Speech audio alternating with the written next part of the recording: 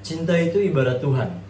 Kita semua bisa sepakat kalau cinta dan Tuhan itu adalah dua hal yang sama-sama agung, hal yang sama-sama sakral, hal yang sama-sama penting. Tapi kita nggak bakal bisa sepakat definisinya apa. Halo semuanya, nama saya Helmi dan saya akan bahas soal cinta. Jadi selama hampir 2 tahun saya berpacaran dengan seorang gadis. Dan selama 2 tahun itu juga seringkali muncul pertanyaan-pertanyaan di kepala saya dan mungkin di kepala kalian juga. Cinta itu sebenarnya apa sih? Tujuannya apa? Dan kenapa orang-orang tuh ngurusin perasaan jatuh cinta tuh seserius itu? Emangnya cinta sepenting itu kah? Pertanyaan itu sering banget muncul di kepala saya. Sampai akhirnya saya ketemu sama buku ini, Sejarah Cinta by Diana Ackerman. Dan setelah saya baca buku ini, saya percaya bahwa cinta itu sudah menjadi salah satu komponen utama dalam kehidupan manusia. Jadi di buku ini, Diana Ackerman menceritakan bagaimana bangsa Yunani itu punya 2 dewa cinta, Aphrodite dan Eros. Maksud saya, sepenting itukah cinta? Sampai orang Yunani aja butuh 2 dewa cinta buat mereka sembah full time. Dan itu akan menjadi pertanyaan yang akan kita coba jawab, sekaligus menjadi judul dari TED Talk saya kali ini, Why Love is Important. Nah, di poin pertama, cinta membuat kita tetap hidup. Jadi, menurut Robert Waldinger, salah satu peneliti dari Universitas Harvard, dalam salah satu sesi TED Talk-nya, dia mengatakan, people who have good relationship is healthier, happier, and they live longer. Jadi itu membuktikan bahwa cinta itu membuat kita tetap hidup. Dan menariknya, banyak sastrawan yang menggambarkan cinta itu sebagai suatu hal yang menghidupkan. Contohnya Mahmud Darwish, yang menulis, mereka bertanya, apakah kamu mencintainya sampai mati? Aku menjawab, bicaralah tentang dia di atas kuburku, dan lihatlah bagaimana dia menghidupkanku kembali. Nah, tapi terlepas dari bukti ilmiah yang bilang kalau cinta itu membuat kita tetap hidup secara fisik, poin berikutnya kita bakal masuk ke ranah alam bawah sadar pikiran.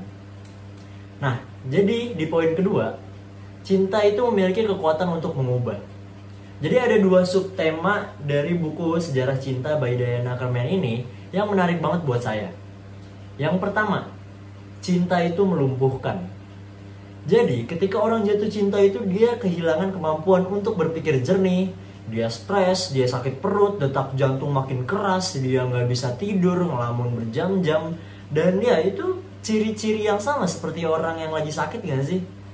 Dan menurut saya sangat penting untuk mencintai seseorang dengan kesadaran bahwa cinta itu melumpuhkan. Dan di subtema yang kedua, cinta itu menguatkan. Nah, jadi menurut Diana Ackerman, cinta secara tidak langsung membuat kita merasa lebih muda. Karena ciri-ciri orang yang jatuh cinta itu mirip seperti anak kecil yang belum memikirkan apa-apa. Ingin dimanja, butuh perhatian dan kasih sayang, serta menjadi lebih aktif secara fisik. Jadi secara tidak langsung cinta itu adalah suatu hal yang menguatkan juga. Nah, di poin yang ketiga sekaligus poin yang paling penting, semua orang memiliki kesempatan untuk dicintai. You're not the smartest, you're not the strongest, you're not the best looking, but god damn it, you are something. There's something in you that attracts people. You don't know what it is, I don't know what it is, they don't know what it is, but it's there. Gak apa-apa kalau kalian gak percaya sama gue. Kita tarik garis waktu ke 2000 tahun yang lalu, abad ke-1 sebelum Masehi. Cleopatra. Apa gambaran yang pertama kali muncul di otak kalian ketika saya sebut nama itu? Perempuan paling cantik di Mesir. Bahkan 2000 tahun setelah kematiannya, kita masih sering memuji kecantikannya. Nah, tapi tahukah kalian? Faktanya, Cleopatra itu secara fisik gak cantik. Dan bahkan menurut cerita secara turun-temurun dari orang-orang yang pernah melihat Cleopatra secara langsung, semuanya bilang kalau Cleopatra itu secara fisik sebenarnya biasa aja. Bahkan bisa dikatakan Cleopatra itu tidak cantik.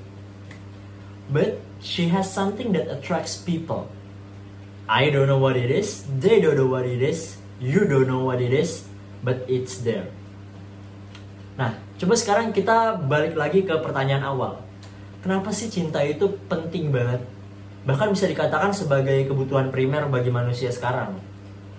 Nah, intinya, orang yang memiliki kualitas cinta yang baik dalam hidupnya akan secara fisik lebih sehat, dia bakal lebih bahagia, dan dia bakal hidup lebih lama. Kita juga harus mencintai dan dicintai dengan pemahaman bahwa cinta itu bisa menghidupkan dan melumpuhkan. Dan yang terakhir, cinta sudah menjadi hak dari setiap individu dan mencintai juga menjadi kewajiban dari setiap individu. Bukan berarti kita harus punya orang untuk dicintai ya. Dari kita mencintai diri sendiri dulu aja deh. Itu aja udah termasuk mencintai. Because I believe that as long as you have yourself, then you have someone. Tapi gimana sih caranya? Coba lupakan sejenak apa yang orang lain mau, apa yang keluarga kalian mau, apa yang kalian teman mau. Coba sekali-kali pikirin deh, sebenarnya apa sih yang kalian mau? Kalau kalian bisa jawab, selamat. Kalian sudah satu langkah lebih dekat untuk mencintai diri sendiri dan mencintai orang lain. Karena menurut saya, melalui cinta, kita juga belajar untuk merasakan rasanya dicintai. Sekian dari saya, terima kasih.